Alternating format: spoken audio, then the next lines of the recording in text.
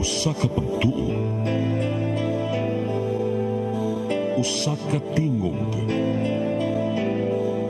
usa ka katawhan.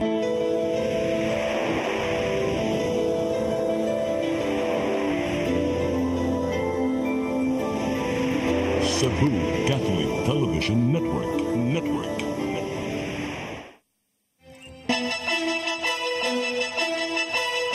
Uluhan sa mga balita sa Sayri 47. Ulan 300 ka mga patayng lawas sa Municipal Cemetery sa Gunod, Dakbayan sa Lapu-Lapu, Habwaon. Mga negosyante sa Dakbayan sa Bandawi giawhag mokuha na sa mga gikinahanglang permit.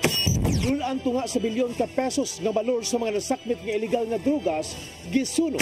Kawani sa Lapu-Lapu City Fire District nagpositibo sa confirmatory test. Silot gipaabot. Sugbo, Kabisayan ug Mindanao, Pilipinas ug sa katawhan. Kutob sa maabot sa tong Sibya sa tibuok kalibutan maayong hapon. Live kita karon sa CCTN Channel 47 ug kini ang tulumanon sa nagunang kasayuran nga ngay natong masayran. Tulumanon sa patas ng mga balita ug opinyon. Sa ngalan ni Dennis Tabar, ako si Danica Caballes. Kini ang Sayre 47.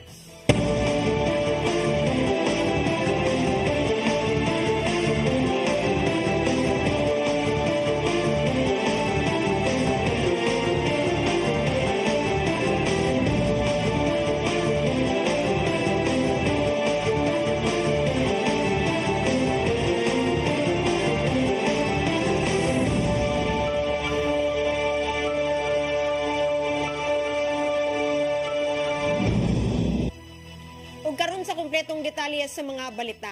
Dulan 300 ka mga patayng lawas habwaon gikan sa Municipal Cemetery sa Dakbayan sa Lapu-Lapu sugod ugmang adlaw. Kiniaron matagan og luna ang bag-ong tukurong Nitso. Ang kasayuran ni hatod ni Crystal Joy Pelerca. Usa ka inahan ang naabdan sa CCTN News Team nga nagdaggot sa Nitso sa iyang anak sulod sa Municipal Cemetery sa Dakbayan sa Lapu-Lapu. Matod ni Nika Abing, wala siya makadaggot ni adtong kalag-kalag tungod kay mabdo siya og naglikay sa daghan nga tawo. Apan kaganihang buntag, gihatagan niya og panahon sa pagduaw ang iyang anak sa dili pa kini habwaon ugmang adlaw. Kini tungod kay nalakip kini sa 298 ka mga patayng lawas nga habwaonon ugmang adlaw, bisan og sa tuig 2023 lang kini nalubong. Ang lokal nga kagamhanan sa Dakbayan sa Lapu-Lapu magtukod og bag-ong Nitso nga susama sa usa ka apartment style ug gikinahanglan niini og luna. Maong suma pa sa caretaker sa maong samang nga si Junifer Saraom, gikinahanglan ang paghabwa. Pinabong kaya nanaman ni siya gibata naman ni siya rinasa nila nga ato itarong nga Nitso na ba? Wala na kayuta. Ang Facebook page sa Lapu-Lapu City Information Office ni pahibaw sa katawhan sa lista sa mga habwaonon aron nga makahibaw ang tagtungod ug mahatagan sila og igong panahon sa pagproseso sa mga gikinahanglang permit kung ugaling gusto nilang ibalhin sa laing samang. Apan sigon pa ni Saraom, sa dulan 300 ka mga habwaonon, 20 pa lang ka mga tagtungod ang ni-claim. Matod niyang kung walay mokuha sa mga mahabwang bukog sa patayng lawas, adto kini nila ibutang sa Common Bond Chamber. Sa among pakighinabi kay Nika, sa Facebook post lang niya nahibaw-an nga lakip sa habwaonon ang iyang anak. Wala ni ini mapugni ang luha tungod kay gustuhon man niyang mapahiluna ang patayng lawas sa iyang anak, apan tungod sa kawad-on, dili pa kini niya mapabalhin sa laing samang. Nang guro sa dako nga koros kay wala pa man mi kwarta ipabalhin og asa siya ibutang. Apan gidugang hinuon ni Saraom nga ang kadtong mahabwa nga wala pa nadugta ibutang kini nila sa Nitso. Siya forma pa siyang tao ato siya tagaan jag banga nang iyang kasudlan. Ipasalig hinuon niya nga mamahimo rang makuha bisan kanus-a sa mga tagtungod ang mga bukog nga ilang ibutang sa Common Bond Chamber. Butangan kini nila og numero aron nga sayo na lang ang pagpangita ni ini. Crystal Joy Pelerca, CCTN News. Nasa konseho sa siyudad sa Sugbo ang Supplemental Budget number 3 nga moabot sa 287 million pesos. Gaynan sa pondo ang 216 million pesos alang sa personnel services ug kapin 70 million pesos alang sa maintenance and other operating expenses. Samtang nalakip sa maong supplemental budget ang 5,000 pesos nga service premium alang sa mga job order employees. Makadawat usab ang mga empleyado og one-time cash incentive nga 25,000 pesos ubos sa Program on Awards and Incentives for Services Excellence kun praise. Giduso ni Konsehal Noel Wenceslao ang maong ordinansa sa konseho ug nauyunan human sa subsob nga deliberasyon. Mga pribadong tambalanan sa syudad sa Sugbo ipasusi sa Department of Health 7 kung nituman sa Anti-Hospital Deposit Law. Giangkon ni Konsehal Ray Gialon nga nakadawat siya og mga report nga daghang tambalanan nga nagmagahi sa pagpatuman sa balaod. Ang kasayuran hatod ni Gian Navarro. Ato sa regular session sa Cebu City Council, nakaigayon sa pagpadangat si Konsehal Ray Gialon sa mga nadawat nga sumbong bahin sa gidangatan sa mga pasyente sa pribadong tambalanan. Siyang regular speech na tribukar niya nga dunay mga ospital ang nangayo og deposito una pa ma-admit ang pasyente sa sulod. Kinibisan pa man sa pagpatuman sa Anti-Hospital Deposit Law kon RA 10932 diin ginadili ang dili pag-admit sa mga pasyente nga walay bayranan kung deposit. Gani gipatuman kini ngadto sa pipila ka mga tambalanan sa syudad diin wala midawat sa bisan unsang hospital assistance gikan sa gobyerno. Pangutan-on dayon ka bisag wa pa na gamit ilang thermometer didto aron hibaw-on ang temperature sa pasyente kung naa kay insurance o kung wa man gani nang pangutanaha ingnon ka nga saka didto bayri bisag 10,000 pesos lang deposit. Mong giduso siya og resolusyon aron pag-awhag si Department of Health 7 nga susihon ang binuhatan sa mga pribadong tambalanan. Tinananusab nga subayon sa mga nangulo sa tambalanan nga i-revisit ang mga protocols sulod sa emergency room. Giawhag usab ni Gialon ng Business Processing and Licensing Office kon BPLO nga subayon ang pagpatuman nini ngadto sa mga tambalanan. Healthcare should not be a privilege reserved only for those who can afford it, but a fundamental right for all. When lives are on the line, financial status should never be a barrier to healthcare. Hinuon na aprubahan ang resolusyon ni Gialon sa konseho ato sa ilang session kagahapon. Gian Navarro, CCTN News. Pag-ayo sa nahugnong bahin sa riprap sa Barangay Magikay, Dakbayan sa Mandaue, 85% nang nakumpleto. DPWH 6 Engineering Office o kontraktor gikatakdang mutambong sa session sa konseho kanong Nobyembre 25. Ang kasayuran hatod ni Mary Rose Sagarino. Kapin duha ka semana gikan sa pagkahugno sa bahin sa riprap sa Butuanon River sa Barangay Magikay, syudad sa Mandaue, nagpadayon gihapon ang pag-ayo sa kontraktor. Hinuon hapit na mahuman ang pag-ayo o giingong ana-ana sa 85% nga kompleto. Kinigilauman nga mahuman sunod semana.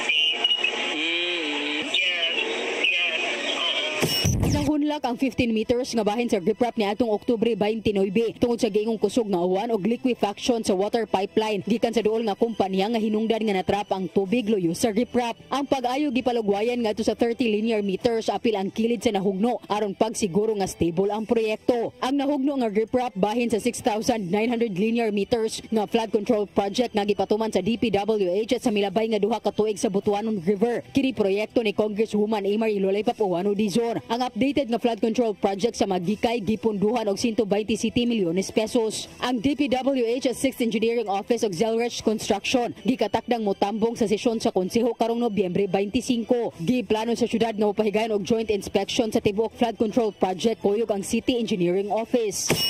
Joy, mas may na itag engineering na si taga DP para klaro atong gawin. Tanang projects o tanang projects sa sud sa Mandaue. Ato na ang inspeksyon para mawa na ang kulba sa mga tanang pangutana sa mga tao ug safety ba sila o na i-inspeksyon na lang ginagawa. Matod sa Zelrech Construction nga abli og andam sila sa joint inspection. Mary Rose Sagarino, CCTN News. Bating lakat sa panahon, usa sa mga hinungdan sa paspas nga pagsaka sa presyo sa mga palaliton sa lalawigan sa Sugbo. Kini ang nabantayan sa Philippine Statistics Authority sa Sugbo subay sa pagsaka sa inflation rate niadtong Oktubre ngadto sa 2.8%. Ang kasayuran nihatod ni Gian Navarro. Gikan lang na grocery ning inahan nga taga Barangay Luz, Cebu City si diyang naabdan sa news team. Kapin 1,000 pesos ang gigastos niya tanan-tanan alang sa konsumo silang panimay o mula nat kini og kapin usa ka semana. Nakita niya nga adunay panahong kalit lang musaka ang presyo sa mga sagad nga paliton sa grocery. Siya ni increase jud siya kay kada kuan semana magkuan ba ata mo para di makakuha sa price sa presyo daan. Yang masyadong to ha. Minto na sa diay pila ka sentabo ana ba. Report karong adlaw sa Philippine Statistics Authority sa Sugbo nimo paspas ang pagsaka sa presyo sa mga palaliton kun inflation sa kalungsuran. Natong October 2024 niabot kini sa 2.8%. Mas taas kini itandi sa 0.7% natong September 2024. Nag-una sa mga nakahatag og pagsaka sa inflation sa probinsya sa Sugbo ang presyo sa mga pagkaon ug non-alcoholic beverages. Sumapa ni Melchor Bautista nga usa ang bating lakat sa panahon sa mga hinungdan sa pagsaka sa presyo, diin apektado ang paggatod sa mga agri-products ngadto sa merkado. Remember nga gusto kita kanang daily income nga kay kung sa agriculture maghuwat pa mong og dugay o nata maka baligya o nata ka podoso. Usa po na siya naka-contribute nga murag nakapaminos sa pero naningkamot atong countryside sa province nga makaproduce ta o makasupply ka sa market. Oo na among usab ang inflation sa dakbayan sa Sugbo kung diin ana sa 4.2% sa susamang panahon. Mas taas kini og jutay itandi sa 3.9% niadtong Septembre. Apan ang nag-unang hinungdan nga nakataas sa inflation mao ang bayranan sa panimay ug utilities sama sa tubig, kuryente ug uban pa. Napaglantawan usab sa PSA Cebu nga posible sab nga magpadayon ang pagsaka sa inflation sa mosunod pa mga buwan tungod kini sige umang bating lakat sa panahon nga dala na sa La Nina. Pagina sa tendency nga medyo mutas-taas gid pod ang presyo. Especially kung kanabayan buwan sa December napo diha ang mga typhoons, mga usap pod mga cause nga makakuan sa presyo. Pagpapasab sa Department of Trade and Industry Cebu ang mga merkado aron dili magpatuyang sa pagsaka sa presyo sa mga palaliton. Pinaagi kini sa ilang price and supply monitoring nga gipatuman sukad sa miaging buwan. Gian Navarro, CCTN News. Mosunod, mga negosyante sa dakbayan sa Mandawi giawhag mukuha na sa mga gikinahanglang permit. Kada og daghan pa mga balita sa pagbalik sa Sayri 47.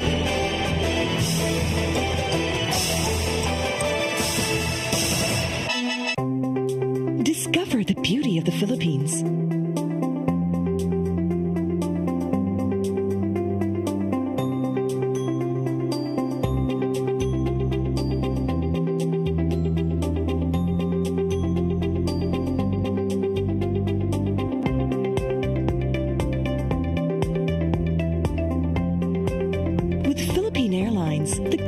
Flag carrier.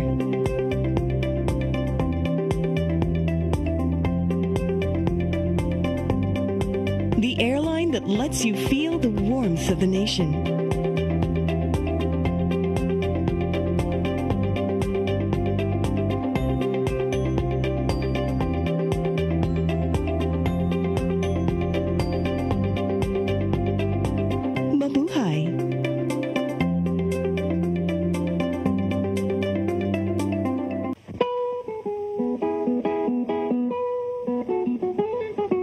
Caridad Sanchez, usa sa pinakamaayong character actress sa Philippine cinema.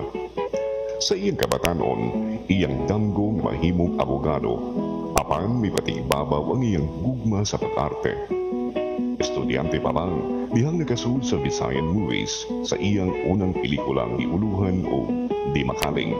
Gisundan kini sa pipila pa ka Visayan movies hangtod nga nahatagan ng break sa LVN Studios sa Manila. Sa ubay-ubay pelikulang iyang nahimo, siya gipasidunggan og Lifetime Achievement Award sa Star Awards niadtong 1999. Nahimong Best Supporting Actress sa FAMAS o Film Academy of the Philippines sa mga pelikulang Bagong Buwan ug Maalala Mo Kaya the Movie. Hangtod karon, si Caridad Sanchez aktibo sa show business.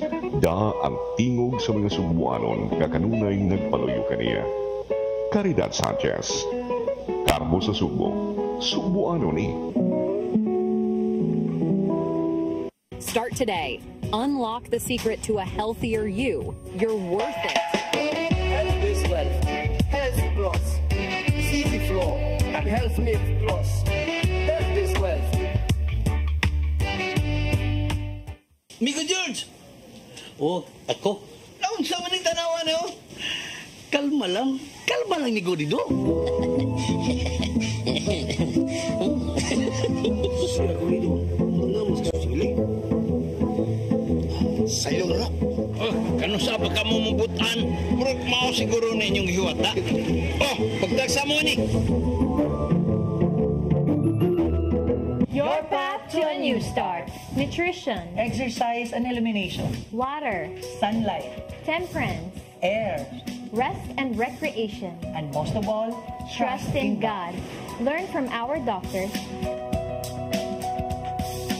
Be blessed by the testimonies of our overcomers. Ang inyong programa, alang sa may sakit, walay sakit, ug dili ganahan magkasakit. Ozone Med Wellness Clinic New Start. Napapanood every Saturday, 8 to 9 a.m. Ug ang replay airing matag Miyerkules, 1:00 hangtod 2:00 sa hapon. Dinhilang sa CCTN Channel 47.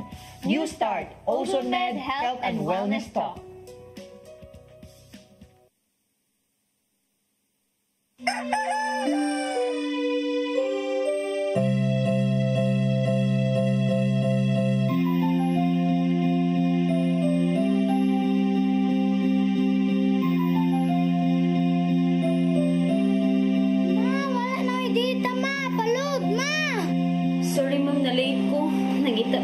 Para internet sa kong anak, ma'am. Ay, wala na yung problema. Pag-sinisibo. Sinisibo. Sinisibo. For your internet connection. And for the signal of your cable TV. So fast and straight the transmission to your home. Sinisibo. Sinisibo. Sinisibo. Offers you to have fiber optics. For your viewing experience, perfect and clear so far. So great and affordable for you to enjoy. Sinisibo. Sinisibo Television Network Incorporated offers fiber to the home broadband internet bundled with fiber to the home cable TV connection. Sinisibo Television Network Incorporated with its operation in Metro Cebu and the whole province of Cebu soon. And affordable for you to enjoy. Sinisibo.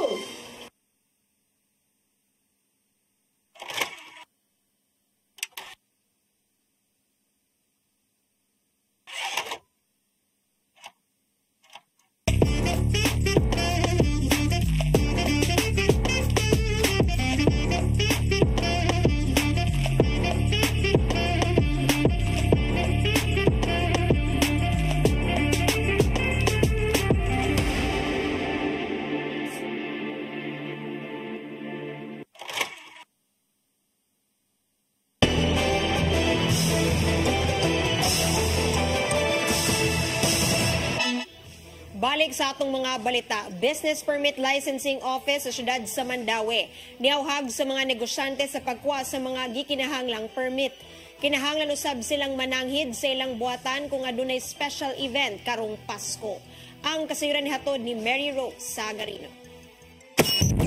Nagpadayon ang inspeksyon sa sakop sa Business Permit and Licensing Office sa mga negosyo nga naa sa Mandawi. Gawa sa buntag nga inspeksyon, nagpahigayon usab sila sa gabi labi na sa entertainment establishment sama sa bars. Gitanaw ang ilang pagtuman sa mga requisitos kung adunay igong permit o clearance. Karon nga umaabot ang Pasko, mas hingusgan pa ang ilang pagtanaw sa compliance labi na sa lugar sagad tapukan sa mga tao. Sa pagsaulog sa holiday, giawhag ang mga negosyo lakip na ang mall sa pagpakigalayon kanila. Pagpahibaw sa ilang aktibidad aron mahatagan og assistance sama sa pulis o traffic personnel.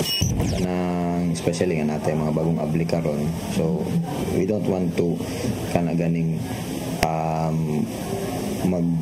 mag-instricto, but at the same time we encourage them to really cooperate with us in terms of permits, in terms of kaning operations nila, in nga traffic, tao, security, safety. So usa na atong gitanaw kay every time nga magnaay tayong mga holidays, specifically ning Pasko, naghan o mga daotang kuan sa dire. Kanang criminality also increases, di ba? Kanang mga simple theft, kanang mga injuries. Giawag sa pangusabuhatan ang entertainment establishment sa pagkuha og permit kung adunay special event o molapas sa ilang confined areas. It is not regularly kanang conducted. Mao na siya, let's say ang imuha is bara ka which is nasa sulod. Then later on mag-conduct og party nimo diha sa gawas sa man ang imuha diha, kanang balloon party diha or bubble party or sa man diha that will be utilizing beyond sa imong area. You have to get the permits kay mudag sa ang tao, you need security, you need coordination sa barangay, so dapat mananghid ka so that we can not, because we want to kanang restrict or kanang regulate you, but para ma-ensure na to nga natay proper nga mga preparation pod barangay, ang police, ang security. Ang BPLO makigalayon usab sa uban pang regulatory offices aron mopahigayon og ilang kaugalingong monitoring. Mary Rose Sagarino, CCTN News. Canyoneering operators o ubang stakeholders sa Tabadyan gipahinumduman sa local government na musta lagda. Apil na niini ang pagparehistro sa ilang negosyo pinaagi sa business permit sunod tuig. Ang kasayran ni hato ni Gian Navarro. Ning simanahalang nakigtagbo ang mga opisyal sa lungsod sa Badian ngadto sa canyoneering operators ug ubang tourism stakeholders. Nakahigayon sila sa pagpakisayod bahin sa kahimtang sa canyoneering nga may pambato sa ilang lungsod. Sa ilang ihap mulapas na sa 1,000 ka mga lokal ug langyaw nga turista ang manglag sa ilang lungsod sulod sa sakadlaw og natala kini kada weekend. Maong ana sa 1 million pesos matag adlaw ang average nga kinitaan gikan sa canyoneering tours, accommodation ug uban pa. Tungod sa mong kahimtang, gitaho silang tourism officer nga si Earl Vincent Endab nga naa na sa first class ang lungsod sa Badian. Aron magpabilin ang naangkong record, gipahinumduman sa LGU ang 42 ka mga canyoneering operators nga mutuman sa mga safety protocols aron luwas ang pagpanglaag sa mga turista. Itong gipaabot sa ato ang mga operators nga mas ma-enhance ang ilahang services para sa atong mga turista, especially sa kanibitang paghatag og serbisyo sa physically sa ilang mga opisina nga ma-improve, no, at the same time ang ilang pong services, soft services sa ilang mga guides, sa ilang pagkaon and other means nga part sa ilahang trabaho as operator.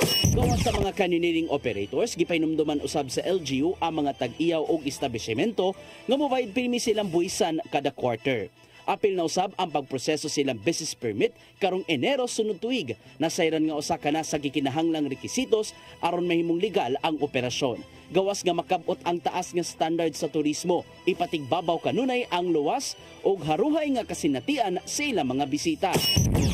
Gina-remind you sila always nga bayad lang siya on time para wala po siya kanabitang tubo kay usually magud if madugay bayad kay naagyon siya tubo. Sukad sa subling pagbukas sa canyoneering niadtong 2023 sa Badian, gipaningkamutan sa LGU nga ipabilin ang pagka world class tiin.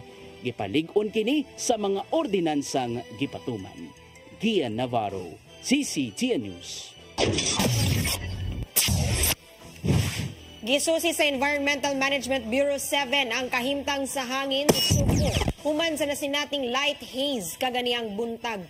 Mato ni Engineer Cindelin Pipito sa EMB7 nga naa sa 65 ang Air Quality Index sa lalawigan, diin pasabot ni ini anaa pa sa maayong kahimtang. Apan dili ka kumpiyansahan ang kasamtangang kahimtang sa hangin, diin delikado kini alang sa mga adunay hubak ug uban pang balatian. Usa sa mga gitumbok nga hinungdan sa light haze sa Sugbo, mao ang pagbag-o sa lakat sa panahon tungod sa sagunson nga mga bagyo.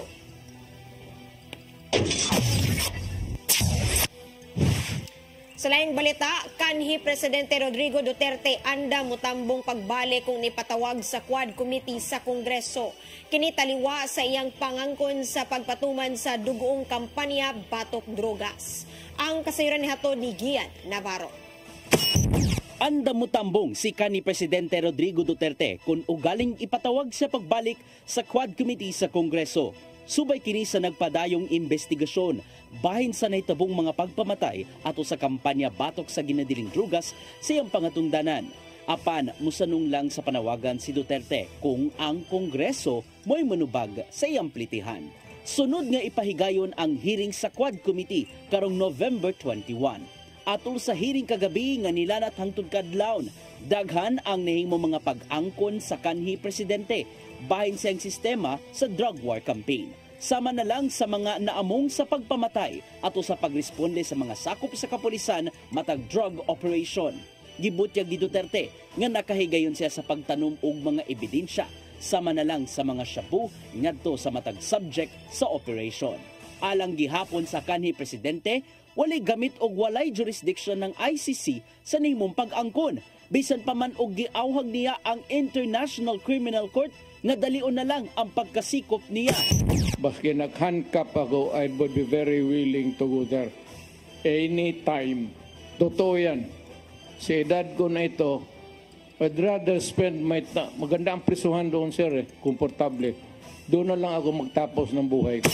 Wala nakapugong ang kanhi Presidente sa pagpadangat sa iyang tinuod nga kinaiya nga mao ang pirming maglagot ngadto sa mga kritiko.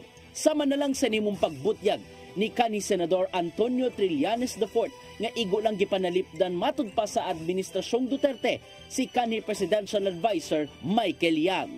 Hugot usab nga gihimakak ni kanhi Senador Leila de Lima ang paghingalan sa mga sakop ni Duterte kaniya isip mother of all drug lords.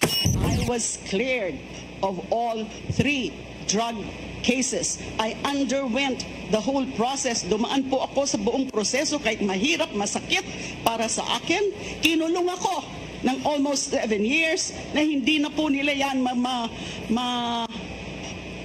mababalikan dahil sa pagkagalit nung pinaka-mastermind nung pag-persecute sa akin.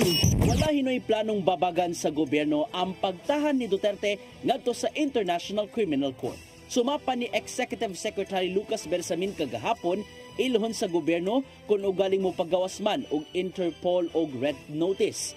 Kinanglanon nila makig-alayon sa mga hingtungdang grupo. Pinasubay sa mga protocols nga ipahamtang ngadto sa kasamtangang presidente. Kiniusab ang napaglantawan ni Presidente Ferdinand Bongbong Marcos Jr. Human sa nimong pamahayag ni Duterte ngadto sa ICC. Hindi naman kami haharang sa mga ICC. Hindi lang kami tutulong. Ngunit kung pumapayag siya na makipag-usap siya o magpaimbestiga siya sa ICC, nasa kanya yun. Wala ng aming desisyon doon. Ian Navarro, CCTN News.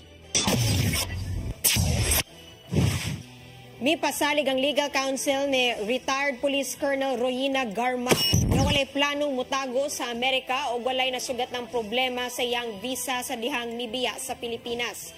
Sumapa ni Attorney Emerito Kilang nga sa dihang niabot na sa Amerika si Garma, nakadawat sila og report bahin sa giingong pagkanselar sa iyahang visa. Matod usab sa Department of Foreign Affairs nga nakigalayo ng Philippine Consulate General sa San Francisco sa mga otoridad, human gibabagan si Garma sa Customs and Border Protection. Gitataw usab sa abogado ni Garma nga igo lang unta kining muduaw sa iyang mga kabanay didto. Maong tubagon sa kampo sa retired police officer ang maong reklamo sa korte sa Pilipinas. Subay sa nagpadayong investigasyon sa drug war campaign kaniadto.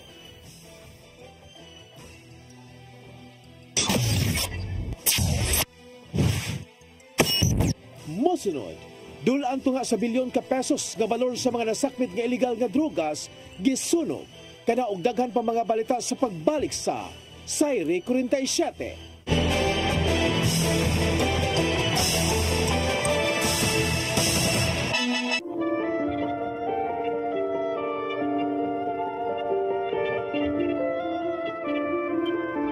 Don Pedro Cui, tubong barili Cebu ug nataw niya to Pebrero 22, 1845. Nagtunga sa Seminaryo de San Carlos ug mikuhaw abogasiya sa University of Santo Tomas. Human sa hamubong law practice, si Don Pedro Cui nakahukom sa bagahin sa iyang panahon sa pagpanguma sa barili. Siya ug ang iyang igsuong si Doña Benigna wa magminyo. Ang ilang kinabuhi na sentro sa pagtabang sa mga kabus, labi na sa mga tiguang na wa na'y kapainan o ipasagdan sa pamilya. Nakita ni Don Pedro Cui nga kung siya ana-ana sa kilom-kilom sa iyang kinabuhi ug masulubon bisan pa sa iyang bahandi, unsa pakaha ang mga tiguang nga nahikawan sa katigayunan ug pagmahal. Kini mo'y nakapaaghat ng Don Pedro ug Doña Benigna sa pagtukod ug may pahuwayanan sa mga tiguang na kabus ug pinasagdan. Kini ang Hospicio de San Jose sa Barili. Sa hinapos nga bahin sa iyang kinabuhi, ihatag ni Don Pedro ang katunga sa iyang katigayunan ngadto sa iyang mga igsuon ug ang katunga niini ngadto sa hospicio. Si Doña Benigna ihatag usab sa iyang katigayunan ngadto sa hospicio. Ang Hospicio de San Jose ginagurahan niadtong Nobyembre 27, 1927. Ug hangtod karon, ang Hospicio de San Jose bukas sa mga senior citizens na walay kapainan o sagad kanila na limta ng gani sa ilang mga mahal sa kinabuhi. Ang Hospicio de San Jose usa ka buhing handumanan sa taong responsable sa katuturan niini. Siya si Don Pedro Cui. Kadto sa Cebu, Cebuano ni.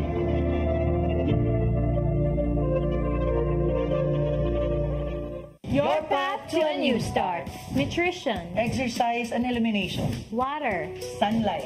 Temperance. Air. Rest and recreation. And most of all, Trust in God. Learn from our doctors. Be blessed by the testimonies of our overcomer. Ang inyong programa, Alam sa may sakit, walay sakit, ug dili ganahan magkasakit. Ozone Med Wellness Clinic News Start. Napapanood every Saturday 8 to 9 a.m. Og ang replay airing matag Miyerkules 1:00 hangtod 2:00 sa hapon.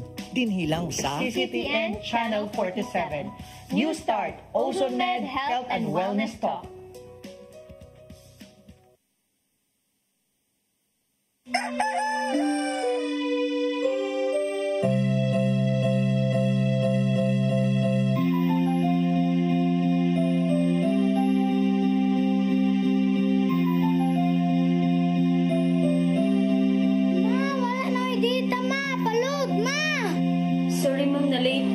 Nangita pa mong gusto para internet sa kong anak, ma'am. Ay, wala na yung problema. Pag-sinisibo. Sinisibo, sinisibo. For your internet connection. And for the signal of your cable TV. So fast and straight that transmission to your home. Sinisibo. Sinisibo, sinisibo. Offers you to have fiber optics. For your viewing experience, perfect and clear so far. So great and affordable for you to enjoy. Cine Cebu Television Network Incorporated offers fiber to the home broadband internet bundled with fiber to the home cable TV connection. Cine Cebu Television Network Incorporated with its operation in Metro Cebu and the whole province of Cebu soon. And affordable for you to enjoy. Sinisibo. Uksa! Ang samang kang tambulakan, kalit na kang abot. Nalandigan nilo. Gitara ko nga gamay, gamay kaayo. Gitara ko nga dako, gamay kayo. Dailing! Sa man ang utangan nga naang nasi mong luyo dito. Pamanggod siya na ikatubang ni mo Dailing kay... Tarong mo ha? Nganong imam kong i-apel ni Dailing ha? Huwag man ko'y labot. Kini pa nil nga! Kini!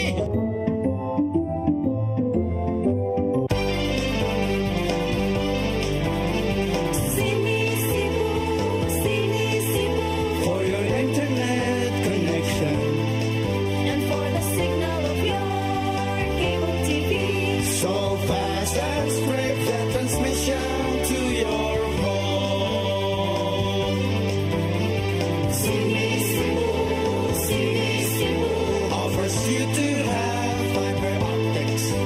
for your viewing experience, perfect and clear so far. So great and affordable for you to enjoy. Cine Cebu Television Network Incorporated offers fiber to the home broadband internet bundled with fiber to the home cable TV connection. Cine Cebu Television Network Incorporated with its operation in Metro Cebu and the whole province of Cebu soon. For your internet connection And for the signal of your cable TV. so fast and straight the transmission to your home. Sini Cebu Offers you to have fiber optics. for your viewing experience, perfect and clear so far. So great and affordable for you to enjoy.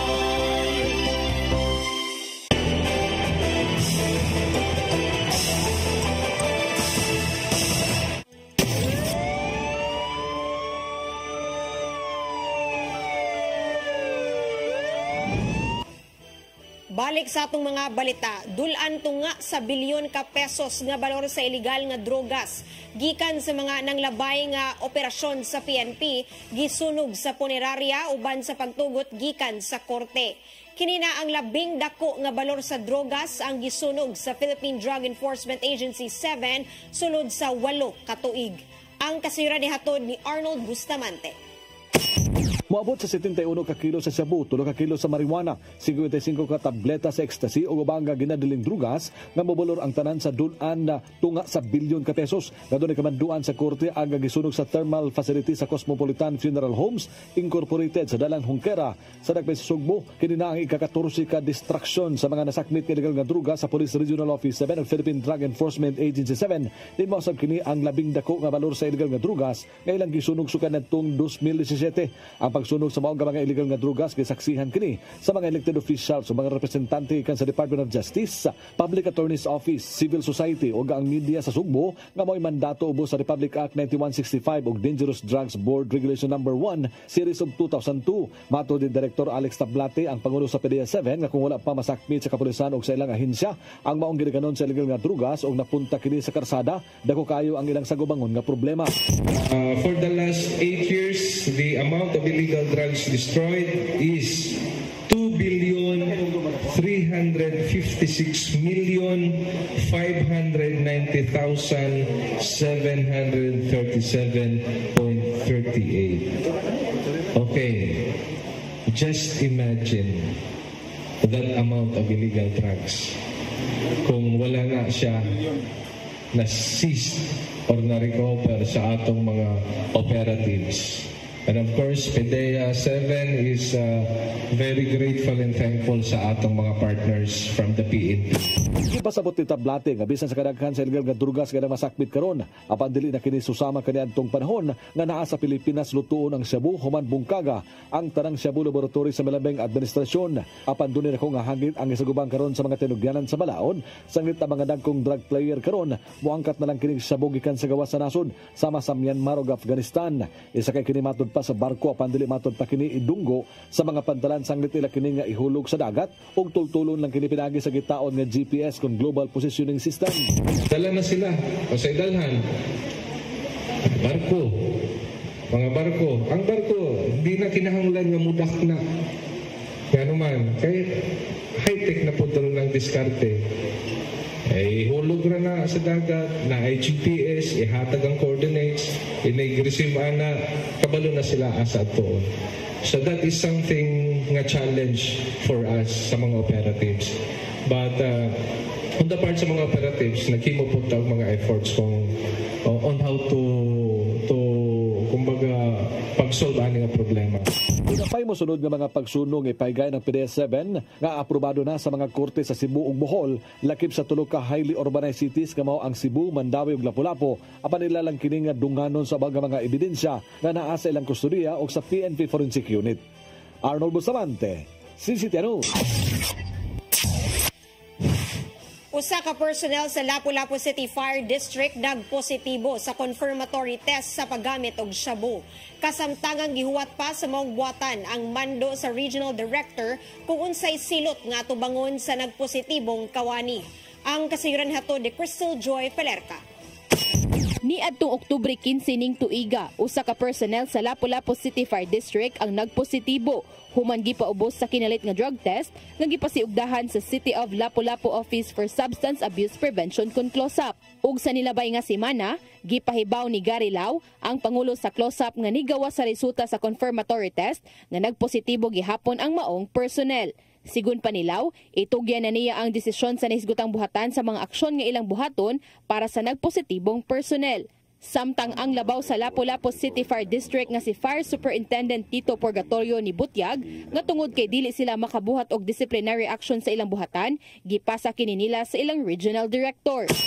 Kana ma'am, amo na i-forward lang namo sa Office of the Regional Director, then i-down siguro niya sa RIAS. So si RIAS na ang mag-determine kung saan na ilang pagkuhan. Then ang Office of the Regional Director mag-send lang order namo. Idugang paniya nga samtang wala pay mando og gikan sa regional director, kasamtangang naka-duty pagihapon ang maong personnel. Ang tanang mga personnel sa Lapu-Lapu City Fire District napaubos na sa kinalit nga drug test kaduha na karong tuiga ug kini pa lang ang higayon nga adunay nagpositibo. Samtang may pahinumdom si Fire Superintendent Purgatorio sa iyang mga personnel nga likayan ang paggamit sa illegal nga drogas. Sa magkampante nga mo panta sa illegal na droga, kay lisod kayo, lisod ang pagpanarbaho nga under influence ta sa drugs. So warning lang sa tanan ako mga personnel na dapat wala give mo attempt para dili po makuan pag-abot sa panahon. Crystal Joy Pelerca, CCTN News. May ubos og 11% ang mga natalang krimen sa Central Visayas ning tuiga. Subay sa mga gipatumang lagda sa Police Regional Office 7. Sa ihap nila, nakatala ang PRO 7 og 2,994 ka mga krimen. Diin mas ubos itandi sa 3,376 ni adtong tuig 2023. Sagad sa mga natalang krimen, mao ang murder, homicide, physical injury ug uban pa nga nalakip sa 8 ka focus crimes. Sumapa ni PRO 7 Director Brigadier General Anthony Aberin nga nagtinabangay ang tanang tinugyanan sa balaod aron pagsulbad sa mga krimen. Bahong pakusgan pa sa ilang buhatan ang presensya sa kapulisan sa gawas nga bahin aron kalikayang mabiktima ang katawhan sa mga daotang elemento.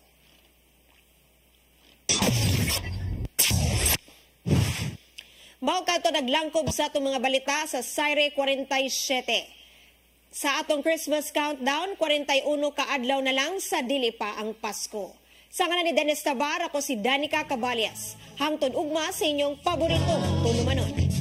Saire 47.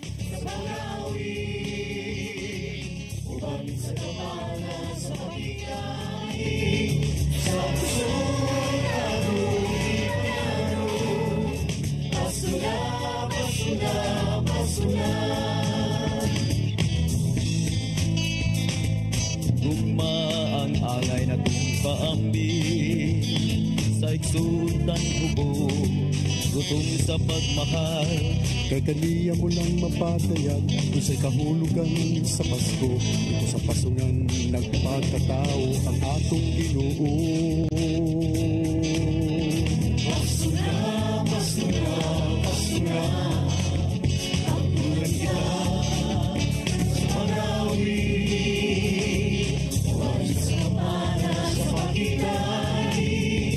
Sa